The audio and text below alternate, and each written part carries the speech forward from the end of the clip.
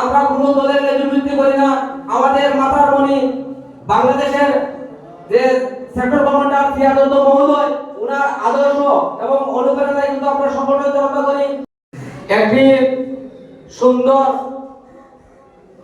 নেতৃত্ব বেরিয়ে আসবেন, যারা দীর্ঘদিনের কোম্পানিগঞ্জের সংখ্যালঘুদের নির্যাতিত নিপীড়িত মানুষের পক্ষে কথা বলবেন, মানুষের পক্ষে আওয়াজ তুলবেন, রাজপথে সংগ্রামে মিছিলে কোম্পানিগঞ্জের সংখ্যালঘুদের দাবি আদায়ে বলিষ্ঠ ভূমিকা রাখবেন। আমরা বিশ্বাস করি। পাশাপাশি এখানে যেহেতু দুর্যোগ প্রবণ আবহাওয়া ছিল, হয়তো সেজন্য উপস্থিতি একটু কম।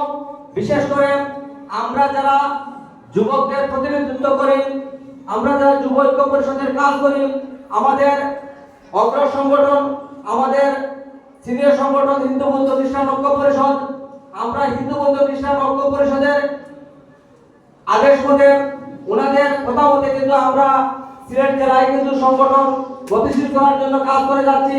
কিন্তু এখানে যুবক ভাইদের উপস্থিতি কিছুটা কম। এখানে আছেন বাংলাদেশ যুব ঐক্য পরিষদ সিলেট জেলা শাখার আহ্বায়ক কমিটির অন্যতম সদস্য বিশ্বজিৎ বিশ্বাস ভাই, আপনাদের এলাকার সুসন্তান।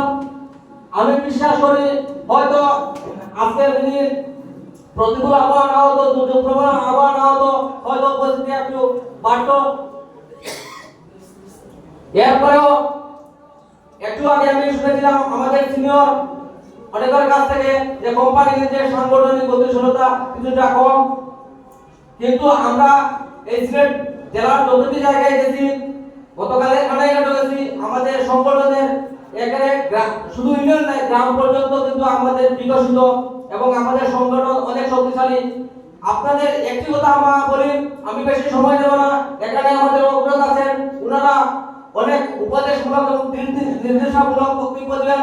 আমি এতটুকু বলি, আপনারা মনে রাখবেন যে আমাদের সংগঠন যে সময় বাংলাদেশ স্বাধীন হওয়ার পর থেকে আমাদের সংখ্যালঘুদের উপর বৈষম্য শুরু হয়েছে, সেই সময়ে আমাদের সংগঠনের আত্মপ্রকাশ এবং আমাদের আপনারা জানেন আমাদের সংগঠনের প্রতিষ্ঠাতা, আমাদের গর্ব যে আমাদের সেক্টর কমান্ডার আমাদের সিয়াদত মহোদয় এবং সহ আরো দুজনের নেতৃত্বে গঠিত হয়েছিল।